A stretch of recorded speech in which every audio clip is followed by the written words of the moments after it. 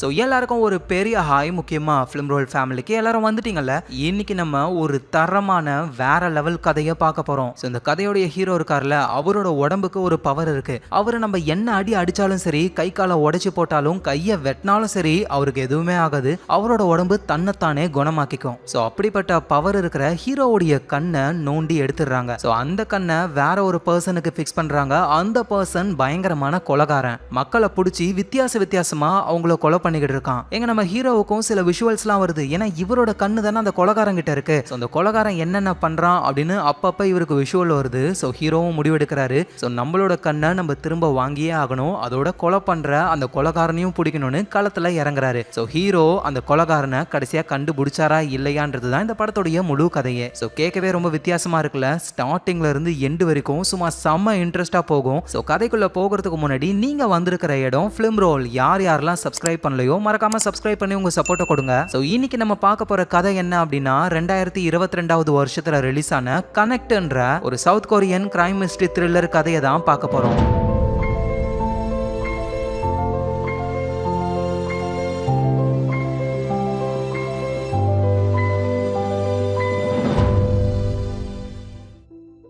ரோட்ல சிவனேன்னு பாட்டு பாடிக்கிட்டே போய்கிட்டு இருக்கிற இவரோட பேர் தான் டாங். தலைவருக்கு மியூசிக்ல செம இன்ட்ரெஸ்ட் போல அப்படியே பாடிக்கிட்டே போகும்போது திடீர்னு ஒரு ஆளு, டேய் உனக்கு கண்ணு நல்லா தெரியும் தானே அப்படின்னு கையில பெரிய கத்தி வச்சுக்கிட்டு கேட்கறாரா. அவ்வளவுதான் டாங் பயந்து போறாரு. ஸோ அங்க இருந்து டாங் எஸ்கேப் ஆகலான்னு ட்ரை பண்ணும்பொழுது பின்னாடி இருந்து ஒரு பர்சன் டாங்கை பிடிச்சி அவ்வளவுதான் டாங்குக்கு மயக்க ஊசியை போட்டுறாங்க. ஸோ டாங் இப்போ ஒரு இடத்துல இருக்காரு. அங்க ஒரு வயசான தாத்தா டாங்குக்கு பிரேத பரிசோதனை பண்றாரு. ஸோ முக்கியமா இவங்களுக்கு என்ன தேவைன்னா டாங்குடைய கண்ணு தான். அந்த கண்ணையும் எடுத்து வச்சிடறாரு. அவ்வளவுதான் டாங் அங்கேயே இறந்து போயிடுறாரு. தாத்தாவும் அவரோட ஆபரேஷன் எல்லாம் முடிச்சுட்டு எல்லாத்தையும் கழுவிக்கிட்டு இருக்கும் போது இங்க இறந்து போன டாங்கோட உடம்பு அப்படியே கிழிஞ்சு போயிருக்கு. அது திரும்பவும் அப்படியே ஒன்னா ஒட்டிக்குது. ஸோ டாங்குக்கு திரும்ப உயிர் வந்துருது. அவர் அங்க இருந்து எழுந்துக்கவும் ஆரம்பிக்கிறாரு. இதை பார்த்து தாத்தாவுக்கு ஒண்ணுமே புரியல. ஸோ இதுதான் டாங்கோடைய பவரே. சின்ன வயசுல அவர் விளையாடிக்கிட்டு இருக்கும்போது மேல இருந்து கீழே விழுந்து கை கால்லாம் உடச்சிக்கிச்சு. டாங்கோடைய ஃப்ரெண்ட்ஸ் எல்லாம் அப்படியே ஷாக்ல பாத்துக்கிட்டு இருக்காங்க. உடஞ்சு போன கால்லாம் டக்குன்னு அவருக்கு சரியாகுது. இதை பார்த்துட்டு டாங்கோடைய ஃப்ரெண்ட்ஸ் எல்லாம் இவன் ஒரு மான்ஸ்டர் அப்படின்னு கத்திக்கிட்டு பயந்து ஓடுறாங்க. டாங்கும் நான் ஒன்னும் மான்ஸ்டர் கிடையாது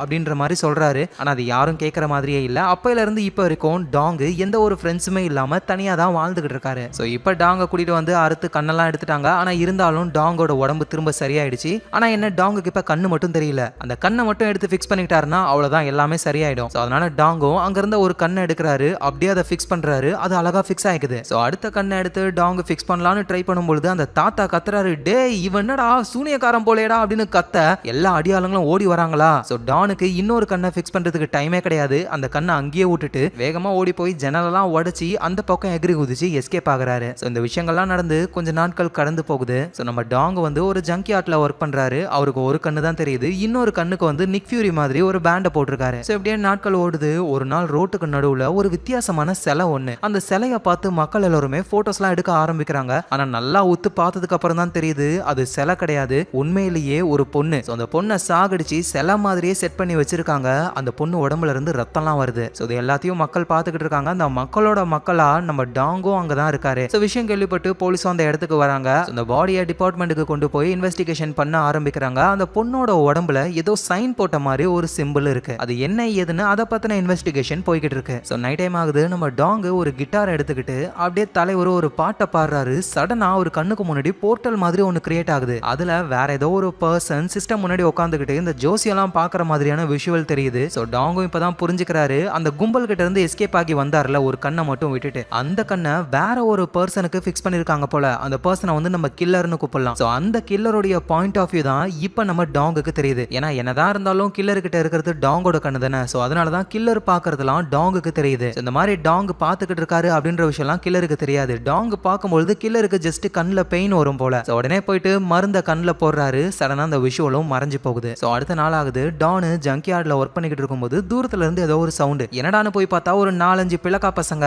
ஒரு பெரியவரை போட்டு அடிச்சுக்கிட்டு இருக்காங்க. டாங்கும் போயிட்டு தடுக்கிறாரு. நீ என்ன பெரிய ஹீரோவா அப்படின்னு கத்தி எடுத்து டானுடைய காதை அவங்க வெட்டிடுறாங்க. அப்படியே காது அருந்து கீழே விழுது. ஆனா இருந்தாலும் டாங்கு அசால்ட்டா அந்த காதை எடுத்து திரும்ப ஒட்ட வச்சுக்கிறாரு. இதை பார்த்துட்டு அந்த பசங்க அங்க இருந்து ஓடுறானுங்க தெரிச்சுக்கிட்டு. ரொம்ப தூரம் போனதுக்கு அப்புறம் இந்த விஷயத்தை பத்தி அப்படியே பேசிக்கிட்டே இருக்கும்போது திடீர்னு குண்டா ஒருத்தர், டே என்னடா சொன்னீங்க, காதை அறுத்து ஒருத்தன் ஒட்ட வச்சானா, யாரா அவன் அப்படின்னு கேட்கும் பொழுது அந்த பசங்களும் எங்களுக்கு தெரியாது அப்படின்னு அப்படின்னு சொல்லிடுறாங்க. சோ அந்த குண்டா இருக்கிறவர் யாருன்னா நம்ம டாங் தப்பிச்சு வந்தாருல ஒரு கும்பல் கிட்ட இருந்து, அந்த கும்பலை சேர்ந்தவர் தான். சோ அந்த குண்டா இருக்கிறவர் போயிட்டு அந்த கும்பல் கிட்ட சொல்றாரு, இன்னும் அவன் இந்த ஊருக்குள்ள தான் இருக்கான். சோ என்ன ஆனாலும் சரி நம்ம அவனை கண்டுபிடிச்சே ஆகணும் அப்படின்னு அந்த கும்பல் பிளான் போடுது. இது எல்லாத்தையும் அந்த கேங்குக்கே தெரியாம சீக்ரெட் மைக் மூலியமா ஒரு பொண்ணு ஒட்டு கேட்டுக்கிட்டு இருக்கா. அந்த பொண்ணு வந்து ஒரு நாவலிஸ்ட். சோ அவளுடைய நாவலுக்காக பெரிய பெரிய கேங் எல்லாம் ரகசியமா வேவு பார்த்து அப்படியே கதையா எழுதுறது தான் இந்த பொண்ணுடைய பிளான். சோ நைட் டைம் ஆகுது, நம்ம டாங் வீட்ல இருக்காரு. அகைன் பாட்டை பாடலாம் அப்படின்னு சொல்லி கிட்டாரை எடுக்கிறாரு. ஆனா இவரு பாடுறதுக்கு முன்னாடியே அந்த பக்கம் அந்த கில்லர் இருக்காருல,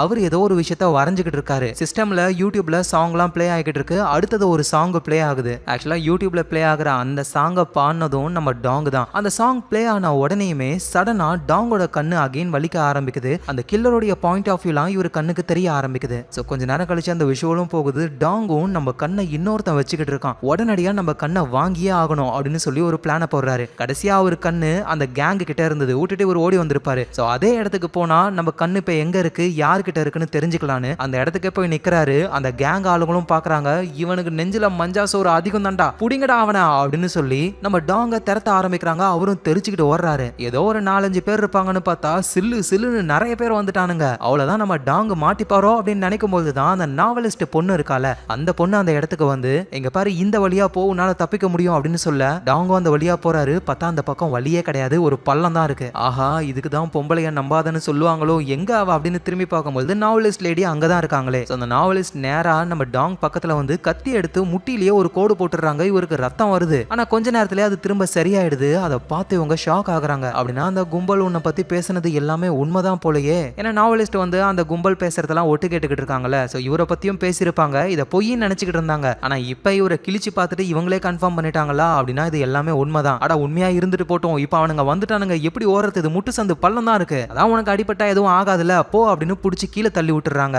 அப்படியே டாங் மேல இருந்து கீழே கார்ல விழுந்து கை கால்லாம் உடைச்சுக்குது. ஆனா இருந்தாலும் உடனே சரியாகி அங்கிருந்து அவரு எஸ்கேப்பும் ஆகுறாரு. சோ இந்த நேரத்துல அந்த கில்லருக்கு ஒரு உடம்பு வந்து சேருது, ஒரு சின்ன பையனுடைய உடம்பு. அந்த உடம்ப வச்சு இவர் ஏதோ ஒண்ணு பண்றாரு. அடுத்த நாளே பப்ளிக் ரோட்ல அகைன் ஒரு சிலை மாதிரி ஒண்ணு இருக்கு. அந்த சின்ன பையன் இறந்து போனால அந்த சின்ன பையனோட உடம்ப தான் சிலை மாதிரி அந்த கில்லர் பண்ணி வச்சிருக்காரு. சோ போலீஸும் அந்த இடத்துக்கு வராங்க. அகைன் அந்த உடம்ப செக் பண்ணி பாக்குறாங்க. போன உடம்புல இருந்த மாதிரியே இதுலயும் ஒரு சைன் மாதிரி PL மாதிரியான ஒரு சிம்பிள் இருக்கு. சோ இத பண்றது யாரு அப்படின்னு போலீஸ்லாம் குழம்பி போறாங்க. இத பண்ண நம்ம கில்லரு, அவரை பொறுத்த வரைக்கும் தான் ஒரு கில்லரு, ஆனா வெளி உலகத்தை பொறுத்த வரைக்கும் நல்ல மனுஷன் மாதிரி. அதோட அந்த கில்லருக்கு ஒரு லவ்வரும் இருக்கா. சோ கில்லரும் லவ்வரும் அப்படின்னு நடந்து வந்துகிட்டு இருக்கும் போதே அந்த லவ்வர் இருக்கால, அந்த பொண்ணு நம்ம டாங்கோடைய சாங், அதான் யூடியூப்ல நல்லா ட்ரெண்டிங்ல போய்கிட்டு இருக்கு, அந்த சாங் அவங்க ஹம் பண்றாங்க. சடனா கில்லருக்கு கண்ணு வலிக்க ஆரம்பிக்குது. அப்படின்னா என்ன அர்த்தம், கில்லருடைய விஷன் இப்போ நம்ம டாங்குக்கு தெரியுது. சோ டாங்கும் பாக்குறாரு, கில்லருடைய லவ்வரோட முகத்தை அவர் பாத்துறாரு. அவர் கில்லர் இருக்கிற இடத்துல ஒரு சிலை மாதிரி ஒண்ணு இருக்கு, அதையும் பாத்துறாரு. சோ கொஞ்ச நேரம் கழிச்சு அந்த விஷுவலும் மறைஞ்சு போயிடுது. நைட் டைம்ல நம்ம டாங் அவருடைய வீட்டுல இருக்கும் பொழுது அகைன் அவருக்கு கண்ணு வலிச்சு கில்லருடைய பாயிண்ட் ஆஃப் வியூ தெரிய ஆரம்பிக்குது. பார்த்தா கில்லரு ஒரு வித்தியாசமான புக்கு. அந்த புக்ல வந்து நிறைய ஆர்ட்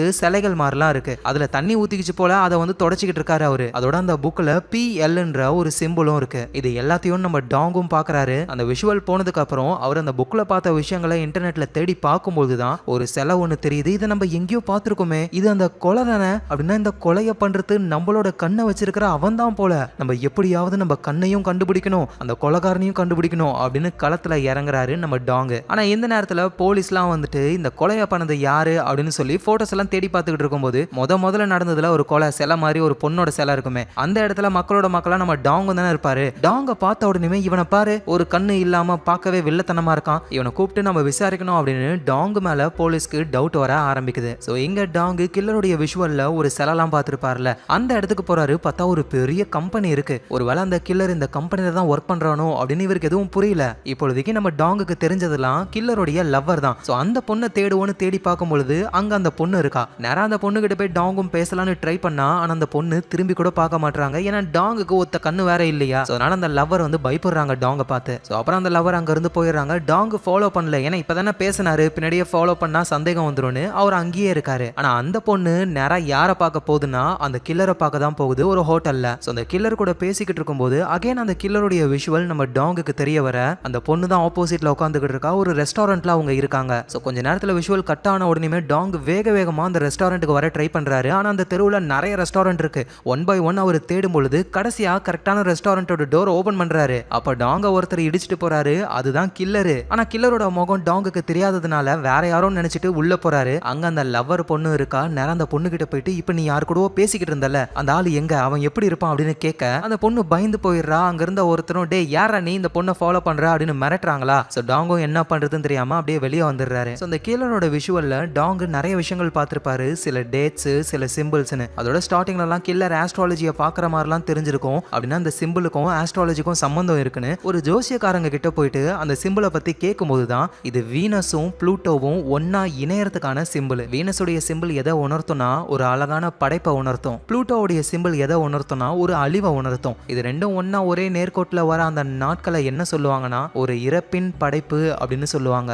அந்த ஜோசியக்காரங்களும் அடுத்தடுத்து இந்த இணைப்பு எப்பப்ப நடக்கும் அப்படின்னு டேட்லாம் சொல்றாங்க. அதே டேட்டை தான் அந்த கில்லருடைய இடத்துலயும் பார்த்தாரு இவரு. இப்படின்னு ஜோசியக்காரங்க கிட்ட கேட்டுட்டு நம்ம டாங் போனதுக்கு அப்புறம் போலீஸ் அந்த ஜோசியக்கார லேடியை பிடிச்சி அதே கேள்வியை கேட்கறாங்க. அந்த லேடியும் நீங்க இப்ப கேட்ட கேள்வியா ஒரு பர்சன் வந்து என்கிட்ட கேட்டு போனானே அப்படின்னு சொல்ல யார் அவன் இப்படி இருந்தானா அப்படின்னு நம்ம டாங்கோட போட்டோவை தான் காட்டுறாங்க. ஆமாமா இவன் தான் வந்தான்னு சொல்ல அவ்வளவுதான் போலீஸ்க்கு டவுட் கன்ஃபார்மே ஆயிடுது. நைட் டைம் ஆகுது. அந்த கில்லரு அடுத்தது ஒருத்தரை கொலை பண்ணி ஒரு ஆர்ட் மாதிரி உருவாக்க போறாரு. அதுக்கான டிராயிங் எல்லாம் வரைஞ்சிக்கிட்டு இருக்கும்போது அவரோட வீட்டுக்கு கேர்ள் ஃப்ரெண்டு அந்த லவர் பொண்ணு வரா. இவங்க ரெண்டு பேரும் ஜாலியா இருக்காங்க. அப்ப அந்த லவர் பொண்ணு இவர் வரைஞ்சாருல நோட் புக்ல டிராயிங் அது எல்லாத்தையும் அந்த பொண்ணு பாக்குறாங்க. லைட்டா டவுட் வருது. ஆனா எதுவும் வெளியே காட்டிக்கல.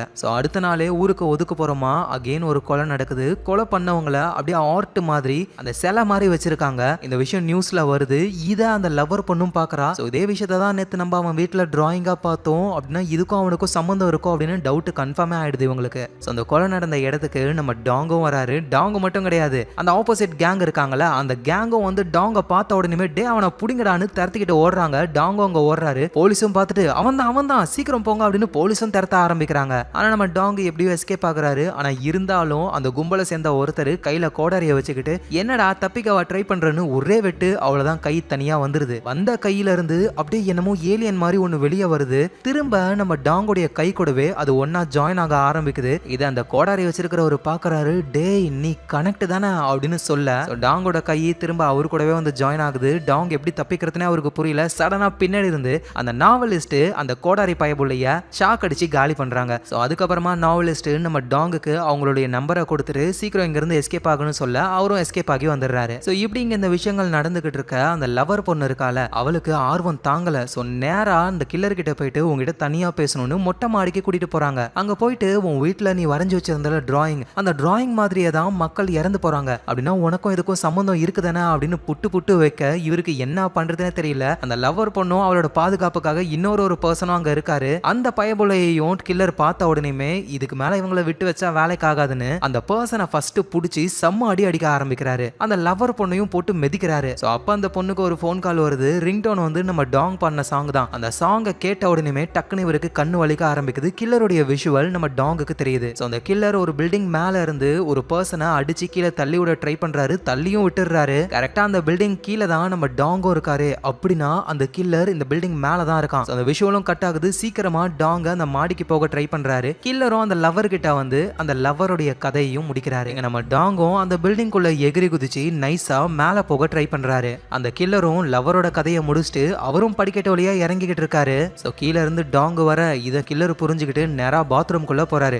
யாரோ பாத்ரூம் குள்ள போனாங்கன்னு நம்ம டாங்கும் புரிஞ்சுக்கிட்டு வேகமா அது கில்லரா தான் இருக்கணும்னு பாத்ரூம் குள்ள போறாரு. பார்த்தாங்க வேற ஒரு பர்சன் தான் இருக்காரு. அந்த கில்லர் எங்க தான் போயிருப்பான் அப்படின்னு இவர் யோசிச்சுக்கிட்டு இருக்கும் போதே தான் அந்த பாத்ரூம்லயே டாய்லெட் குள்ள தான் அந்த கில்லர் இருக்காரு. இதை நம்ம டாங்கும் புரிஞ்சுக்கிறாரு. அந்த கில்லர் யாரு அவனோட முகத்தை பார்க்கலான்னு இவர் ட்ரை பண்ணும் பொழுதே அந்த பில்டிங்கோடைய செக்யூரிட்டி ஆளுங்கெல்லாம் வந்து நம்ம டாங்க பிடிச்சிடுறாங்க. ஐயோ நான் கொலைகாரன் கிடையாது, உள்ள இருக்கான் பாருங்க அவன் தான் கொலைகாரன், அவன் பாக்குற எல்லாத்தையும் என்னாலையும் பார்க்க முடியுது அப்படின்னு டாங்கு கத்துறாரு. இறந்து போன அந்த லவரோட ஃப்ரெண்டு லவருக்கு கால் பண்ணிருப்பா. எடுக்கலன்னு மேல போய் பார்த்தா லவர் இறந்து போயிருப்பாங்களா. கீழே வந்தா செக்யூரிட்டி ஆளுங்களாம் நம்ம டாங்க பிடிச்சு கொண்டு போறாங்க. இதை அந்த பொண்ணு பார்த்துட்டு இவன் தான் நேத்து எங்களை ஃபாலோ பண்ணி ரெஸ்டாரண்ட் வரைக்கும் வந்தான், இவன் தான் கொலை பண்ணிருக்கணும் அப்படின்னு கொலைப்பள்ளி முழுக்க நம்ம டாங் மேல வருது. இந்த கேப்ல கில்லர் எதுவும் நடக்காத மாதிரி சீனா அங்க இருந்து போயிடுறாரு. ஸோ செக்யூரிட்டி ஆளுங்களாம் போலீஸ் வர வரைக்கும் டாங்கை பிடிச்சு வைக்கலான்னு ட்ரை பண்றாங்க. ஆனா அந்த இடத்துக்கு கரெக்டா நாவலிஸ்ட் வந்து நம்ம டாங்கை காப்பாத்தி அங்கிருந்து கூட்டிட்டு போயிடுறாங்க. ஸோ அதுக்கப்புறம் தான் போலீஸ் அந்த இடத்துக்கு வருது. சிசிடிவி கேமரால நம்ம டாங்கை பார்த்ததுக்கு அப்புறம் டாங் தான் கொலைகாரன், இவனை எங்க பார்த்தாலும் பிடிச்சு கொடுங்க அப்படின்ற மாதிரி இன்ஃபர்மேஷனையும் பாஸ் பண்றாங்க. ஸோ அப்புறம் போலீஸ் அந்த ஆஃபீஸ்ல ஒர்க் பண்றவங்க கிட்ட விசாரிக்கிறாங்க. கில்லர் கிட்டயே வந்து அந்த கொலையை பத்தி விசாரிக்க ஆரம்பிக்கிறாங்க. கில்லரும் எனக்கு எதுவும் தெரியாது அப்படின்ற மாதிரி பேசுறாரு. ஸோ அடுத்தது அங்க ஒர்க் பண்ற லேடியை விசாரிக்கிறாங்க. அந்த பொண்ணு என்ன பண்றானா, ஒரு லைன் இருக்கு, அந்த லைன் மேல நின்னுகிட்டு போலீஸ் கிட்ட பேசும்பொழுது இதை பாக்குற கில்லருக்கு ஒரு மாதிரி ஆகுது. டக்குன்னு அந்த பொண்ணை கோட்டு மேல நிக்காத அப்படின்னு சொல்லி உள்ள இழுத்துக்கிறாரு. ஸோ இதை பாக்குற போலீஸ்க்கும் டவுட் வருது, இவருக்கு ஓசிடி ப்ராப்ளம் மாதிரி இருக்கு போல. ஸோ ஓசிடினா என்னன்னா எல்லாமே பர்ஃபெக்டா இருக்கணும். இப்ப செருப்பு வந்து கலைஞ்சிருந்ததுன்னா அவங்களுக்கு ஒரு மாதிரி பரபரப்பாயிடும். ஸோ எல்லாமே அழகா அரேஞ்சா இருக்கணும். சின்னதா ஒரு கரை இருந்தா கூட அவங்களுக்கு பயம் வந்துடும். ஸோ இந்த விஷயத்த அங்க இருந்த போலீஸும் நோட் பண்றாரு. ஸோ எந்த ஒரு க்ளூவும் கிடைக்காததுனால அவங்க அங்க இருந்து வந்துடுறாங்க. ஸோ இங்க நம்ம டாங் நாவலிஸ்ட் கூட இருக்காரு. நீ யாரு, கரெக்டான டைம்ல வந்து எனக்கு ஹெல்ப் பண்ற அப்படின்னு கேட்கும்போது, ரொம்ப வருஷத்துக்கு முன்னாடி என்ன ஒரு ட்ரக் வந்து மோதுற மாதிரி இருந்தது. அப்ப குறுக்க என்ன காப்பாத்தி ஒரு பையன் மேல அந்த ட்ரக் ஏறி அந்த பையன் சாகர நிலைமைக்கு போனா. ஆனா திடீர்னு என் கண்ணு முன்னாடியே அந்த பையன் திரும்பவும் நார்மலா பழைய மாதிரி ஆயிட்டான். ஸோ இந்த மாதிரி இருக்கிறவங்கள கனெக்ட்னு சொல்லுவாங்க. நீயும் ஒரு கனெக்ட் தானே. இந்த கனெக்ட் ஆளுங்களை பத்தி ஒரு நாவல் எழுதணுன்றது தான் என்னோட ஆசையே. அதுக்காக ஒரு கும்பலை நான் ஸ்பை பண்ண ஆரம்பிச்சேன். அந்த கும்பல் என்ன பண்ணுவாங்கன்னா, உன்ன மாதிரியே கனெக்ட் ஆளுங்களை பிடிச்சி சில ஆராய்ச்சிகள்லாம் பண்ணுவாங்க ஒரு டாக்டரை வச்சு. இதை கேட்ட டாங்கும், எது டாக்டரா, அந்த டாக்டர் கிழட்டு பயலா? ஆமா கிழவன் தான். அந்த கிழட்டு பையன் தான் என் கண்ணை பிடுங்கி இப்ப அந்த கண்ணு ஒரு கொலகாரங்கிட்ட இருக்கு தெரியுமா. ஸோ எப்படியாவது அந்த கொலகாரனையும் என் கண்ணையும் பிடிச்சே ஆகணும். ஸோ இப்படி இவங்க ஒரு பிளானை போட்டுக்கிட்டு இருக்க, இங்க அந்த கில்லருக்கு ஒரு டவுட் வருது. அடிக்கடி நம்ம கண்ணுக்கு ஒரு வலி வந்துகிட்டே இருக்கு, எதனால அது வருது அப்படின்னு சொல்லி அவர் யோசிக்கிறாரு. ஸோ அப்பதான் கில்லரும் ஒரு குறிப்பிட்ட சாங்கை நம்ம பிளே பண்ணும்போது தான் அந்த கண் வலி வருது அப்படின்னு புரிஞ்சுக்கிறாரு. ஸோ அந்த சாங்கை கம்போஸ் பண்ண ஒரு ப்ரோக்ராமரை பார்க்க போறாரு. அவரோட பேரு ஜி. ஸோ கில்லரும் போயிட்டு அவர்கிட்ட விசாரிக்கும் பொழுது, ஆக்சுவலா அந்த சாங்கை போட்டது வேற ஏதோ ஒரு பையன். அந்த பையன் காப்பிரைட்லாம் எதுவும் இல்லை, யார் வேணாலும் யூஸ் பண்ணிக்கலாம்னு சொல்லிட்டான். ஸோ அதனால அந்த சாங்கை நான் ரீஒர்க் பண்ணி அகைன் அப்லோட் பண்ணிருக்கேன் அப்படின்ற மாதிரி ஒரு சொல்றாரு. ஸோ அந்த சாங்கோட ஒரிஜினல் கிரியேட்டர் நம்ம டாங் தான். ஆனா அந்த விஷயம் இப்ப கில்லரால கண்டுபிடிக்கவே முடியல. ஸோ இதே நேரத்தில் அந்த நாவலிஸ்ட் இருக்காங்கல்ல, அவங்க அந்த கேங் பேசுறதெல்லாம் பக் மூலியமா கேட்டுக்கிட்டு இருக்காங்க. ஸோ அந்த கேங்கும் என்ன சொல்றாங்கன்னா, நம்ம அந்த கனெக்டை பிடிச்சே ஆகணும். அந்த கனெக்டோடைய கண்ணை நம்ம ஒருத்தனுக்கு ஃபிக்ஸ் பண்ணோம்ல, அவன் எப்படி இருக்கான் அப்படின்னு சொல்லி கேட்கும் பொழுது, அது நம்ம கில்லர் தானே. ஸோ கில்லரை ஃபாலோ பண்ணோன்னே ஒரு பர்சனை ஏற்பாடு பண்ணி வச்சிருக்காங்க. அந்த பர்சன் என்ன சொல்றாருன்னா, அவன் நார்மலா தான் இருக்கான் அப்படின்ற மாதிரி சொல்றாரு. சோ அதோட இந்த கேங் வந்து அவங்க இடத்துல வந்து ஒரு ஹாம்ஸ்டரை வளர்த்து வச்சிருப்பாங்க. அது திடீர்னு காணாம போயிருக்கும். எங்கடா போச்சுன்னு தேடும் பொழுதுதான் அங்க இருக்கிறவங்க ஒரு பக் இருக்கிறத பாக்குறாங்க. நம்ம பேசுற எல்லாத்தையும் யாரோ ஒட்டு கேட்கறாங்க. அது யாரு அப்படின்னு சொல்லி யோசிக்கும் போது, நாவலிஸ்ட் அந்த இடத்துக்கு வந்த விஷயம் உங்களுக்கு தெரியும். அவ்வளவுதான், நாவலிஸ்ட பிடிக்க போறாங்க இவங்க. இந்த விஷயத்தை தெரிஞ்சுக்கிட்ட நாவலிஸ்டும் அங்க இருந்து எஸ்கேப் ஆகி ஓடுறாங்க. சோ அந்த கேங் பேசினதை வச்சு நாவலிஸ்டுக்கு ஒரு விஷயம் தெரியும். நம்ம டாங்கோடைய இன்னொரு கண்ணு யாருக்கிட்ட இருக்கோ அவங்க தான் கில்லரு. அந்த பர்சனை ஃபாலோ பண்றதுக்காகவே இந்த கேங் ஒரு ஆளை ஏற்பாடு பண்ணி வச்சிருக்காங்க. சோ அந்த ஆளை ஃபாலோ பண்ணா கில்லரையும் கண்டுபிடிச்சிடலாம் அப்படின்றது தான் நாவலிஸ்டோடைய பிளானே. சோ இந்த நேரத்துல அந்த கில்லர் இருக்கார்ல, அப்படியே வயித்தை பிடிச்சிக்கிட்டு ஆள் ஒரு மாதிரி வழியில துடிக்கிறாரு. ஏன்னா இந்த கில்லருக்கு கேன்சர் இருக்கு, சீக்கிரமாவே அவரு சாக போறாரு. அதோட புதுசா கண்ணு வலி வேற வருது. ஏன் இது வருது அப்படின்னு யோசிக்கும் போதுதான் அந்த டாங்க செக்யூரிட்டி ஆளுங்கெல்லாம் பிடிக்கும் பொழுது பாத்ரூம்குள்ள தானே நம்ம கில்லர் இருந்தாரு. அவர் டாங் பேசினதா அவர் கேட்டிருப்பாரு. அவன் தான் கில்லர், அவன் பாக்குற எல்லாத்தையும் என்னால பார்க்க முடியுது அப்படின்னு சொல்லியிருப்பாரு. சோ கில்லரும், அப்படின்னா இந்த கண்ணு என்னோட கண்ணு கிடையாது, வேற ஒருத்தனோட கண்ணு, யாரு மாத்தி வச்சிருப்பா, கண்டிப்பா அந்த கிழட்டு பையனா தான் இருக்கணும் அப்படின்னு அவர் யோசிக்கிறாரு. ஆக்சுவலா என்ன ஆகிருக்கும்னா, ஸ்டார்டிங்ல ஒரு கும்பல் நம்ம டாங்க பிடிச்சி அவரோட உடம்பெல்லாம் அறுப்பாங்கல்ல. சோ எதுக்காக அப்படி பண்றாங்கன்னா, இந்த கனெக்ட் ஆளுங்கெல்லாம் எப்படி ஒர்க் ஆகுறாங்க, அவங்களோட ஃபங்க்ஷன்ஸ் எப்படி ஒர்க் ஆகுதுன்னு தெரிஞ்சுக்கிறதுக்காக. ஆனா நம்ம டாங்க அங்க இருந்து எப்படியோ எஸ்கேப் ஆயிடுவாரு. அவரோட ஒரு கண்ணு மட்டும் அந்த கும்பல் கிட்ட மாட்டிக்கும். சோ அந்த நேரத்துல தான் இந்த கில்லருக்கு ஏதோ ஆக்சிடென்ட் ஆயிருக்கும் போல, உடம்புல வலியோட ரத்தத்தோட, சீக்கிரம் எனக்கு ட்ரீட்மெண்ட் பாருங்க அப்படின்னு சொல்லி நம்ம டாங்கோட கண்ணை நோன்ன அந்த தாத்தா கிட்டயே வந்திருப்பாரு அவரு. அந்த கில்லரும் தாத்தா கிட்ட, இங்க பாருங்க என் உடம்பு ஃபுல்லா கேன்சர் பரவி முத்தி போயிடுச்சு, சீக்கிரமா நான் சாக போறேன், ப்ளீஸ் எனக்கு ஹெல்ப் பண்ணுங்க அப்படின்னு சொல்ல, இதான் எப்படியா இருந்தாலும் சாக போறேன், எதுக்கு நான் உனக்கு ட்ரீட்மெண்ட் பார்க்கணும், ப்ளீஸ் இருக்கிற காலத்தை நான் வாழணும்னு ஆசைப்படுறேன், எவ்வளவு பணம் வேணாலும் உங்களுக்கு தரேன் அப்படின்னு கில்லர் சொல்ல, தாத்தாவும் சரி நான் ஹெல்ப் பண்றேன்னு சொல்லி மயக்க மருந்தை கொடுத்து அந்த கில்லருக்கு இவரு ஆபரேஷன் எல்லாம் பண்றாரு. சோ இந்த நேரத்துல தான் தாத்தா ஒரு பிளான போடுறாரு. எப்படியா இருந்தாலும் இவன் சாக தான் போறான். கனெக்ட் கிட்ட இருந்து நமக்கு கண்ணு கிடைச்சிருக்கு. இந்த கண்ணு ஒரு நார்மல் மனுஷன் மேல ஃபிக்ஸ் பண்ணா என்னென்ன விஷயங்கள்லாம் நடக்கும் அப்படின்னு தெரிஞ்சுக்கலாம் அப்படின்னு சொல்லி அந்த கில்லருடைய கண்ணை எடுத்துட்டு டாங்கோடைய கண்ணை ஃபிக்ஸ் பண்ணிடுறாரு. இந்த விஷயம் கில்லருக்கே தெரியாது. அதை எப்படி கண்ணுல ஆபரேஷன் பண்ணி வைக்கிறாங்க கில்லருக்கு தெரியாம இருக்கும்னு நினைச்சீங்கன்னா, மேபி அந்த கண்ணு வந்து கனெக்டோடதுன்றதுனால அந்த இடம் சீக்கிரமா ஆறி போயிருக்கலாம். ஸோ அதனால வந்து கில்லருக்கு கண்ணில் ஆப்ரேஷன் பண்ண விஷயமே தெரியாம கூட இருந்திருக்கலாம். அதோட கில்லர் வந்து நார்மலா இருக்காரா, அந்த கண்ணுனால ஏதாவது ப்ராப்ளம் வருதா அப்படின்னு தெரிஞ்சுக்கிறதுக்காக அந்த கும்பல் ஒரு ஆளையும் ஏற்பாடு பண்ணுது. ஸோ இதை புரிஞ்சுக்கிற கில்லரு நேரா அந்த தாத்தாவை போட்டு புடிச்சு முறுக்கி, நீ என்ன வேலை பண்ணிருக்க, இது என்னோட கண்ணு கிடையாது, வேற எவனோட கண்ணையும் ஃபிக்ஸ் பண்ணி வச்சிருக்க, அது யாரோட கண்ணு அப்படின்னு கேட்கும்போது தான் தாத்தாவும் கனெக்ட் அப்படின்றவங்கள பத்தி சொல்ல ஆரம்பிக்கிறாரு. ஆக்சுவலா அந்த கனெக்ட்ன்றது ஒரு மிலிட்டரி ப்ராஜெக்ட். நார்மலா ஒரு சண்டை நடக்கும் பொழுது போர் வீரர்கள் போயிட்டு ஃபைட் பண்ணுவாங்க, அவ்வளவுதான், அடிபட்டா இறந்து போயிடுவாங்க. ஸோ அதுக்காகவே ஸ்பெஷலா ஒரு ஆராய்ச்சி பண்ணி உருவாக்கப்பட்டவங்க தான் இந்த கனெக்ட்ன்றவங்க. இவங்க போர்க்காலத்துல சண்டை போடும் பொழுது அடிபட்டா உடம்பு உடனே சரியாயிடும். ஸோ அதனால அவங்களுக்கு சாவே கிடையாது, தொடர்ந்து சண்டை போட்டுக்கிட்டே இருப்பாங்க. ஸோ அந்த மாதிரி ஒரு கனெக்டோடைய கண்ணை தான் உனக்கு நான் ஃபிக்ஸ் பண்ணி வச்சிருக்கேன் அப்படின்னு சொல்ல, ஸோ அந்த கில்லரும் கடுப்பாகி அவளை தான் அந்த தாத்தாவை போட்டு தள்ளிடுறாரு. அப்படின்னா நம்ம கண்ணு மூலியமா அவனால பார்க்க முடியும் அப்படின்னு மியூசிக்கை பிளே பண்றாரு. இதனால நம்ம டாங்குக்கு கில்லருடைய விஷயம் தெரிய ஆரம்பிக்குது. ஸோ கில்லர் எந்த இடத்துல இருக்கான் அப்படின்னு இவர் பார்க்கலான்னு ட்ரை பண்ணா, கில்லர் ஒரு நோட் புக்ல நீ இதை பார்த்துக்கிட்டு இருக்கேன்னு எனக்கு தெரியும், அடுத்தது என்னோட படைப்பு ரொம்ப ரொம்ப அற்புதமா இருக்கும் அப்படின்னு சிஸ்டம்ல 3 குழந்தைகளுடைய போட்டோ இருக்கு. ஸோ நம்ம டாங்கும் புரிஞ்சுக்கிறாரு. அப்படின்னா அவன் கண்ணு மூலியமா நம்ம பார்க்குற விஷயம் அவனுக்கு தெரிஞ்சிருச்சு, அடுத்ததா குழந்தைகளை அவன் கொல்ல போறான், இதை தடுக்கணும் அப்படின்னு சொல்லி என்ன பண்றதுன்னு அவருக்கு தெரியல. ஸோ அப்படியே யோசிச்சுக்கிட்டே டாங் ரோட்டுக்கு வரும்பொழுது அங்க ஒருத்தர் டாங்கோடைய சாங்கை பாடிக்கிட்டு இருக்காரு ரோட்ல. இதனால திரும்பவும் கண்ணு வலிக்க ஆரம்பிக்குது, கில்லருடைய விஷயம் தெரிய ஆரம்பிக்குது. பார்த்தா கில்லர் வந்து நம்ம டாங்குக்கு பின்னாடி இருந்து டாங்க பாக்குற மாதிரி தெரியுது இவருக்கு. உடனே டாங்கும் திரும்பி பார்க்க ஒரு கார் ஒன்று இருக்கு, அதுக்குள்ள ஏதோ ஒரு பர்சன் இருக்காரு, அது கில்லர் தான். ஸோ அந்த கில்லரை பிடிக்கணும்னு டாங் வேகமா ஓடுறாரு. ஆனா அதுக்குள்ள கில்லர் காரை ஓடிட்டு அங்க இருந்து போயிடுறாரு. ஸோ டாங் இப்படி வேகமா ஓடி வந்ததுனால போலீஸ் டாங்க பிடிக்கிறாங்க. இவர் தேடப்படும் குற்றவாளியில. ஸோ அதனால அரெஸ்ட் பண்ணி போலீஸ் ஸ்டேஷன்ல ஒப்படைக்கிறாங்க. அங்க இவரை விசாரிக்கவும் ஆரம்பிக்கிறாங்க. ஸோ நம்ம டாங்குக்கு வேற வழியே இல்லை, எல்லா உண்மையையும் போலீஸ் கிட்ட சொல்லியே ஆகணும், இல்லைன்னா இவர் தான் தப்பு பண்ணாரு அப்படின்னு சொல்லி ஜெயிலில் அடைச்சிருவாங்க. ஸோ டாங்கும் ஒரு டிடெக்டிவ் கிட்ட நான் உங்ககிட்ட தனியா ஒரு முக்கியமான விஷயம் சொல்லணும் அப்படின்னு சொல்ல, அவரும் போலீஸ் ஸ்டேஷனுடைய மொட்டை மாடிக்கு கூட்டிட்டு போயிட்டு டாங் கிட்ட என்ன விஷயம் அப்படின்னு கேட்கிறாரு. ஸோ டாங்கும் சார் நான் ஒரு கனெக்ட், என்னோட கண்ணு இப்ப அந்த கில்லருக்கு தான் ஃபிக்ஸ் பண்ணி வச்சிருக்காங்க, அதனால அந்த கில்லர் பண்ற விஷயங்கள் எல்லாம் என்னால அடிக்கடி பார்க்க முடியுது, உண்மையிலேயே இதை பண்ணது நான் கிடையாது சார், கில்லர் வேற ஒருத்தன். எது கனெக்டா நீயா, சும்மா இந்த ஃபேண்டசி கதெல்லாம் விடாத என்கிட்ட.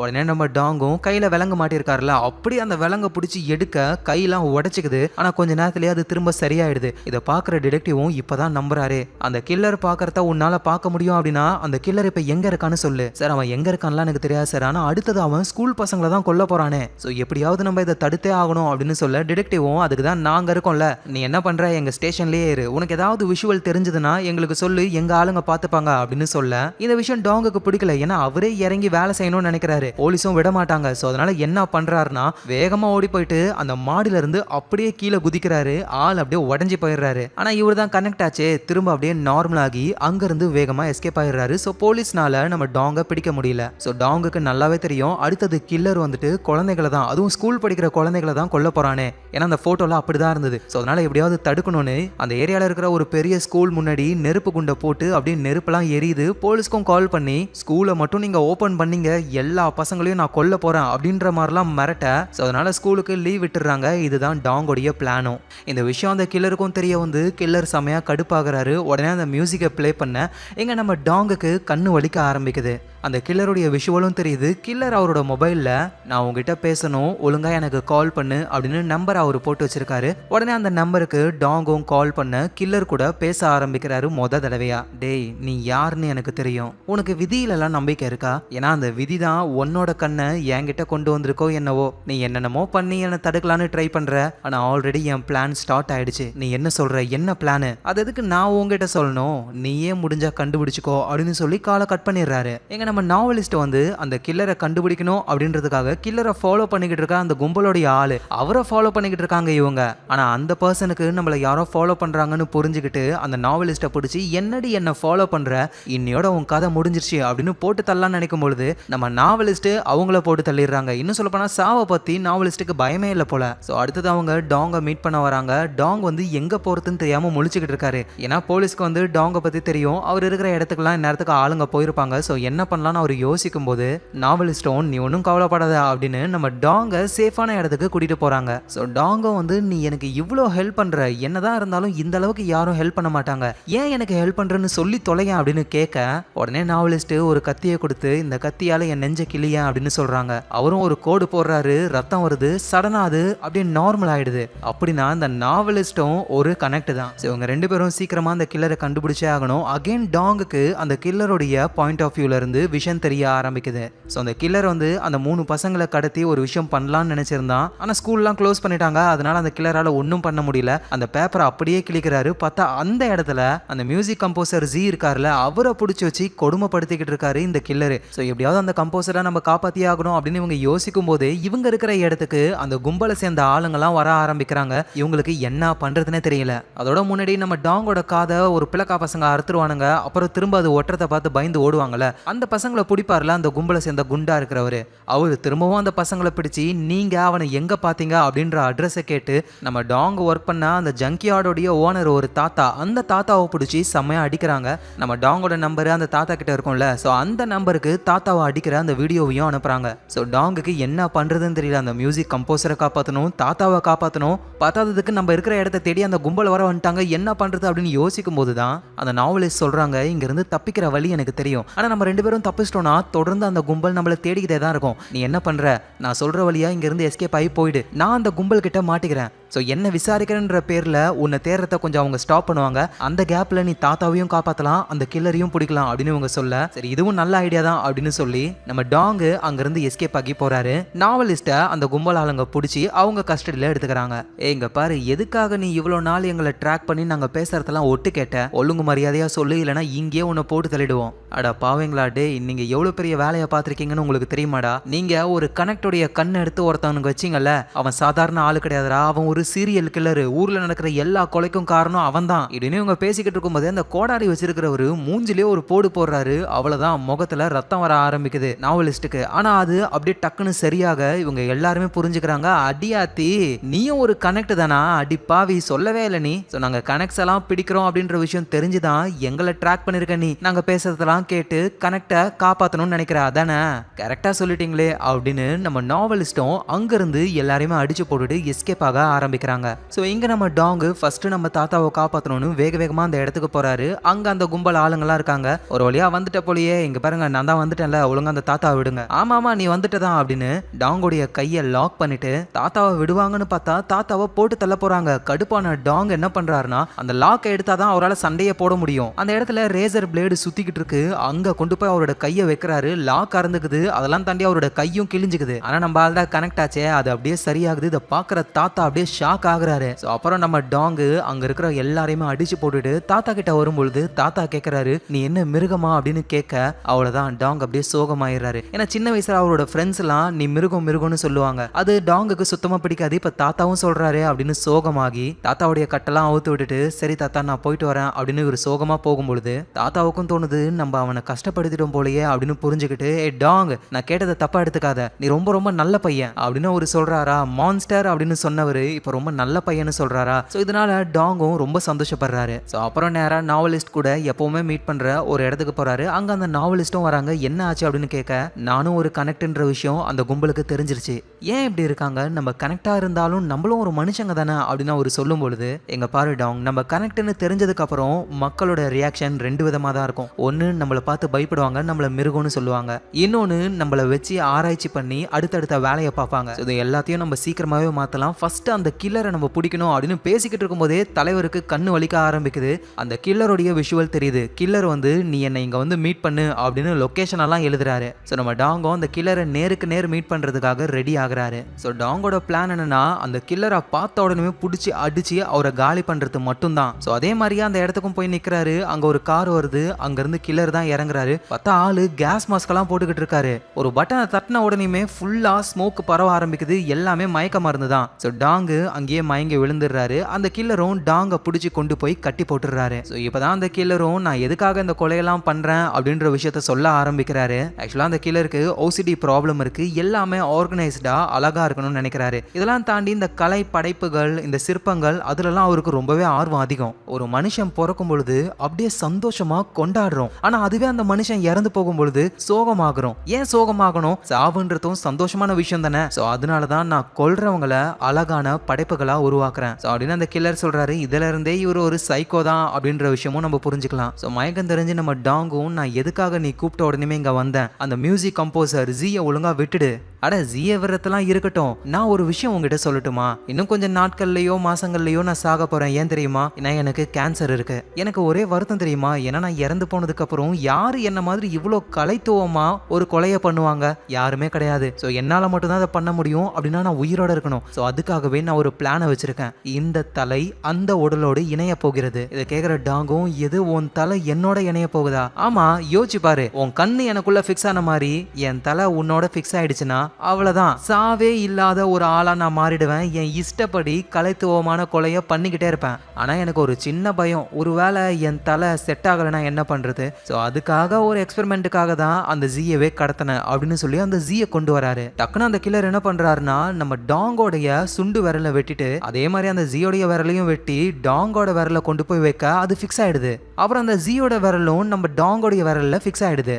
ஆஹா, இது பர்ஃபெக்டா ஒர்க் ஆகுதே. அப்படின்னா என் தலையை வெட்டி உன்னோட வச்சிட்டேனா அது அழகா ஃபிக்ஸ் ஆயிடும். மூளை என்னோடதுன்றதுனால அந்த உடம்ப நான் தான் கண்ட்ரோல் பண்ணுவேன். ஸோ ஒரு வழியா என்னோட பிளான் நடக்க போகுது அப்படின்னு அந்த கில்லரு சந்தோஷப்படுறாரு. இதெல்லாம் கேட்டு நம்ம டாங்கு பயத்தோட உச்சத்துல இருக்காரு. ஸோ இப்படி இங்க இந்த விஷயங்கள் நடந்துகிட்டு இருக்க நாவலிஸ்ட் இருக்காங்களே, அவங்க ஒரு இடத்துக்கு போறாங்க. அவங்கள ஃபாலோ பண்ணி பின்னாடியே அந்த கும்பலை சேர்ந்த ஒருத்தர் வந்துகிட்டு இருக்காரு. அந்த நாவலிஸ்ட் எங்கெங்கெல்லாம் போறாங்களோ தகவல் சொல்லிக்கிட்டே வராரு. ஆனா இந்த விஷயத்த நாவலிஸ்ட் புரிஞ்சுக்கிட்டு அந்த பர்சனை அடிச்சு காலி பண்ணிடுறாங்க. ஸோ அதுக்கப்புறமா ஒரு தீம் பார்க்குள்ள போக ஆரம்பிக்கிறாங்க. அங்க பார்க்கவே கோரமா ஒருத்தர் இருக்காரு. ஸோ அவரும் ஒரு கனெக்ட் தான் போல.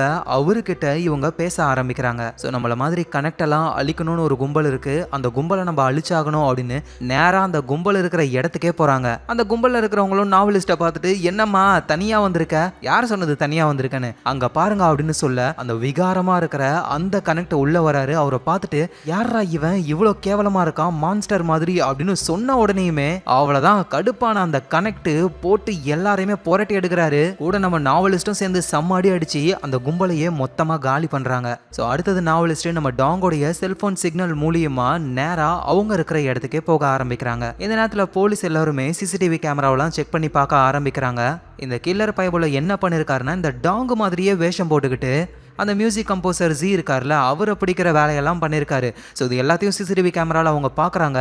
அந்த டாங் தான் எல்லாத்துக்கும் காரணம், அவனை நம்ம பிடிச்சே ஆகணும் அப்படின்னு மற்ற ஆளுங்களாம் சொல்லும் பொழுது அந்த டிடெக்டிவ் சொல்றாரு, அது டாங் கிடையாது, நல்லா பாருங்க அப்படின்னு சொல்ல அந்த பார்க்கிங் லாட்ல லைன் இருக்கும்ல, ஸோ அந்த லைன் மேல அந்த பர்சன் நிக்க மாட்டாரு. டக்குன்னு பயந்து ஒரு மாதிரி நகர்றாரு. இந்த விஷயத்தை யார் பண்ணிருப்பாங்க அப்படின்னு டிடெக்டிவ் யோசிக்கும் போது தான் அந்த கில்லர் தானே அந்த மாதிரி பண்ணாரு ஆஃபீஸ்ல, ஸோ அவன் தான் கொலைகாரனா இருக்கணும் அப்படின்னு சொல்லி ஸோ டாங்க தேடுற வேலையை விட்டுட்டு இப்போ அந்த கில்லரை தேட ஆரம்பிக்கிறாங்க. ஸோ அவரோட காரு, அவர் எங்க போனாருன்னு எல்லா விஷயத்தையும் செக் பண்ணி பார்க்கும் பொழுது இப்போ அந்த கில்லர் எங்க இருக்காரோ அந்த இடத்த கண்டுபிடிச்சிடுறாங்க. ஸோ கில்லர் இருக்கிற இடத்துக்கு போலீஸும் வராங்க, நம்ம நாவலிஸ்டும் இன்னொரு கனெக்டும் வந்துகிட்டு இருக்காங்க. ஸோ அந்த கில்லர் என்ன பண்ணி வச்சிருக்காருன்னா, நம்ம டாங்க ஒரு ஃப்ரீசர் மாதிரியான ஒரு இடத்துல வச்சு அடைச்சி வச்சிருக்காரு. அங்கதான் அந்த ஜீன்றவரும் இருக்காரு. அவரோட உயிர் கொஞ்சம் கொஞ்சமா போய்கிட்டு இருக்கு. நம்ம டாங்கும் அந்த ஜீயை பார்த்து ரொம்ப சாரி கேட்கிறாரு. என்னாலதான் நீங்க இவ்வளவு கஷ்டப்படுறீங்க அப்படின்னு அவரு சொல்றாரு. அந்த ஜீயும் அப்படியே இறந்து போயிடுறாரு. ஸோ டாங்கு செமையா கடுப்பாகிறாரு. கையில இருக்கிற லாக்கெல்லாம் அப்படியே பிடிச்சி இழுக்கிறாரு. கையை பிச்சுக்கிட்டு வந்துருது. அதுக்கப்புறமா அப்படியே டக்குன்னு சரியாயிடுது. ஸோ இந்த இடத்த விட்டு எஸ்கேப் ஆகணும்னு டோரை திறக்க ட்ரை பண்றாரு. ஆனா அவரால் முடியவே இல்லை. அந்த ஃப்ரீசருக்குள்ளே தான் அவர் மாட்டிக்கிட்டு இருக்காரு. ஸோ வெளியே அந்த கில்லரும் தலையை வெட்டி எப்படி டாங் கூட இணையலாம் அப்படின்றதுக்கான பிளானை போட்டுக்கிட்டு இருக்கும்போது அந்த இடத்துக்கு நாவலிஸ்ட் வராங்க. ஸோ கில்லருக்கும் தெரிய வருது அவங்களும் கனெக்ட் தான் அப்படின்னு. ரெண்டு பேருமே பயங்கரமா சண்டை போட்டுக்க ஆரம்பிக்கிறாங்க. இந்த நேரத்தில் போலீஸும் வருதா. ஸோ அதனால கில்லர் உடனே இங்க இருந்து எஸ்கேப் ஆகணும். அதனால அவரும் போக ட்ரை பண்றாரு. ஆனா வெளியே இருந்து தான் போலீஸ் வராங்களே. ஒரு போலீஸ் உள்ள வரும்பொழுதே சச்சக்குன்னு அந்த போலீஸை காலி பண்றாரு. சோ அதுக்கப்புறம் கில்லர் வேற ஒரு வழியா எஸ்கேப் ஆகலான்னு போய்கிட்டு இருக்காரு. இங்க நாவலிஸ்டும் வேக வேகமா ஃப்ரீசர்ல மாட்டிக்கிட்டு இருக்கிற நம்ம டாங்கையும் காப்பாத்துறாங்க. ஸோ டாங் உடனே அந்த கில்லரை தேடி போறாரு. கில்லரும் மாட்டிக்கிறாரு. 2 பேருமே சண்டை போட்டுக்க ஆரம்பிக்கிறாங்க. கில்லர் கிட்ட கன் இருக்கு, அதை வச்சு ஷூட் பண்றாரு. ஆனா டாங்குக்கு எதுவுமே ஆகல. டாங் அப்படியே எழுந்து நின்னு அது என்னோட கண்ணு, எனக்கு தான் அது வரணும் அப்படின்னு சொல்லி அப்படியே அந்த கண்ணு பிச்சுக்கிட்டு டாங் கிட்ட வருது. அவ்வளவுதான், அந்த கில்லர் மயங்கி கீழே விழுந்துடுறாரு. அப்பவும் டாங் விடாம அந்த கில்லரை காலி பண்ணணும்னு போகும்பொழுது அந்த இடத்துக்கு டிடெக்டிவ் வராரு. டாங் அவனை எதுவும் பண்ணாத, அவன் பண்ண தப்பு எல்லாத்துக்குமே அவன் தண்டனை அனுபவிப்பான். ஸோ தேவையில்லாம நீ கொலைய பண்ணி ப்ராப்ளத்துல மாட்டிக்காத, எங்க ஆளுங்க இங்க வரத்துக்குள்ள இங்க இருந்து எங்கேயாவது போயிடுங்க, இந்த விஷயத்தெல்லாம் நான் பாத்துக்கிறேன் அப்படின்னு டிடெக்டிவ் சொல்றாரு. சரின்னு நம்ம டாங்கும் நாவலிஸ்டும் அங்க இருந்து எஸ்கேப் ஆகலான்னு ட்ரை பண்றாங்க. இந்த நேரத்துல மயங்கி இருக்கிற அந்த கில்லர் இருக்கார்ல, அவரோட கண்ணுல இருந்து அப்படியே அந்த ஏலியன் மாதிரி ஒன்னு அப்படியே வந்து அவரோட கண்ணு சரியாக ஆரம்பிக்குது. அதே மாதிரிதான் ஃப்ரீசர்ல இறந்து போனார்ல அந்த ஜீன்ற மியூசிக் கம்போசர், அவரோட உடம்பும் சரியாக ஆரம்பிக்குது. அந்த கம்போசருடைய ஒரு சுண்டு விரல் யாரோடது? நம்ம டாங்கோடது. அதனால இப்ப அவருக்கு வந்துட்டு அந்த கனெக்டோடைய பவர் வர ஆரம்பிச்சிருச்சு போல. அதே மாதிரிதான் அந்த கில்லருக்கும் இவ்வளோ நாள் நம்ம டாங்கோடைய கண்ணு இருந்ததுனால அவரும் கனெக்டா மாறுறாரு. எங்க நம்ம டாங்கும் நாவலிஸ்டும் வேக வேகமா வெளியே போயிட்டு எஸ்கேப் ஆகலான்னு ட்ரை பண்ணா நிறைய மிலிட்டரி ஹெலிகாப்டர்ஸ் அப்படியே இவங்கள சுத்து போட ஆரம்பிக்குதுங்க. அவ்வளவுதான், இதுக்கு மேல இவங்களால எங்கேயும் தப்பிச்சு போக முடியாது. இந்த மாதிரி கனெக்ட் ஆளுங்களை பிடிக்கணுன்றதுக்காகவே ஒரு பெரிய கும்பலே இருக்கு. அந்த கும்பலை சேர்ந்தவங்க தான் இப்ப இவங்களை சுத்தி வளைச்சிட்டாங்க. ஸோ இந்த இடத்துலயே இந்த கதை முடியுது. இதுக்கப்புறம் என்ன ஆகும்னு பார்ட் 2 வந்ததுக்கு அப்புறம் தான் நமக்கு தெரிய வருமே. ஸோ எது என்னவோ இது வரைக்குமே இந்த கதை ரொம்பவே வித்தியாசமா ரொம்ப இன்ட்ரெஸ்டிங்கா இருந்தது. கண்டிப்பா உங்க எல்லாருக்கும் பிடிச்சிருக்கும் நான் நம்புறேன். ஸோ நீங்க பாத்துக்கிட்டு இருக்கிறது ஃபிலிம் ரோல். யாரெல்லாம் சப்ஸ்கிரைப் பண்ணலையோ மறக்காம சப்ஸ்கிரைப் பண்ணி உங்க சப்போர்ட்டை கொடுங்க. நாளைக்கு நம்ம வேற லெவல் மூவில பார்க்கலாம். Lots of love guys.